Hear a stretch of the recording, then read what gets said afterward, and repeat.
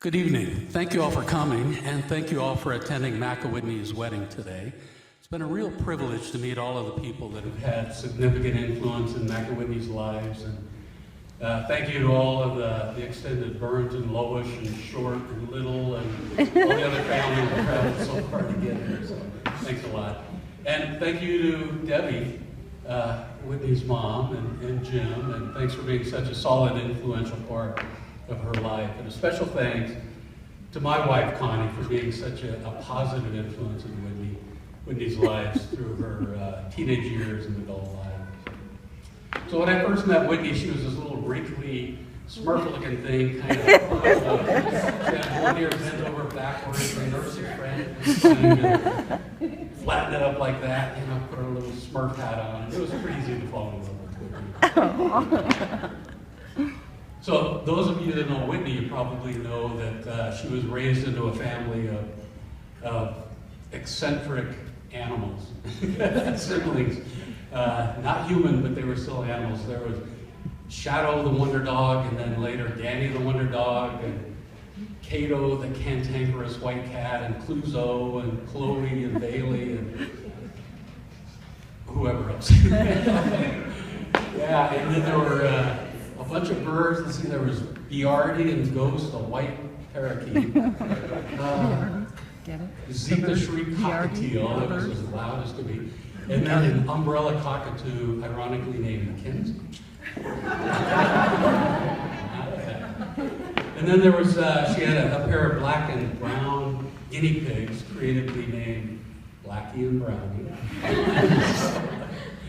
So you see, Mac, your competition is probably Dr. Doolittle, or the Vet, or Jackson Galaxy.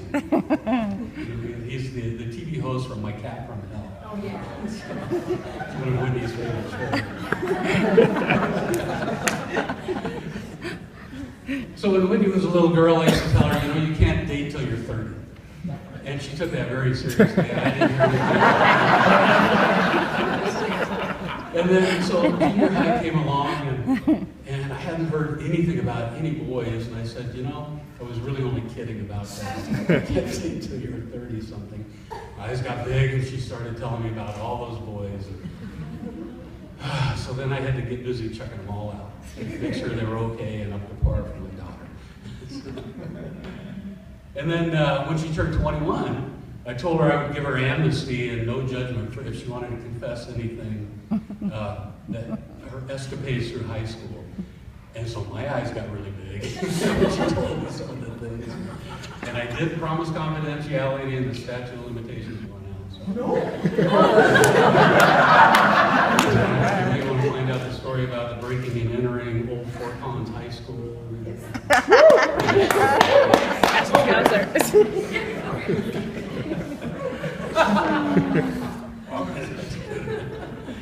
So when it comes to the young guys dating my daughter, nobody came up to my standard.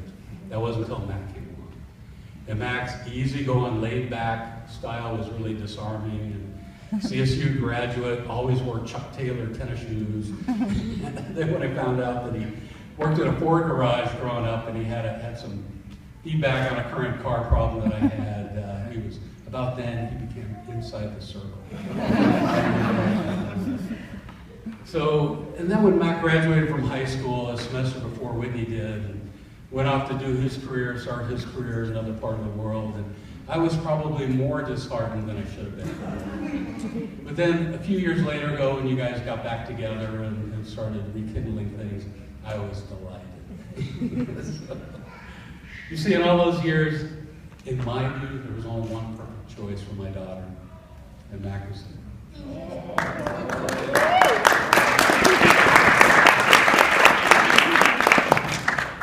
So as I watched you guys grow as a couple, I would see Mac push Whitney out of her comfort zone, and I would see Whitney push Mac right back out of his comfort zone.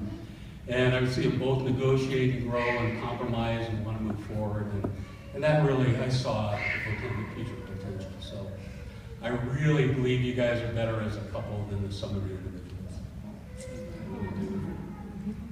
So as I said earlier, Mac, you were the only one to successfully navigate the waters of Whitney. And we are all truly blessed that you're in our lives.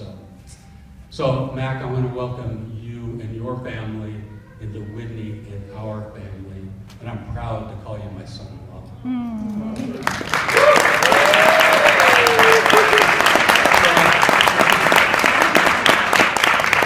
So I'd like to propose a toast to the couple. May love and laughter light your days and warm your heart and home. May good and faithful friends be yours wherever you may roam. Slanja. Cheers. Slanja.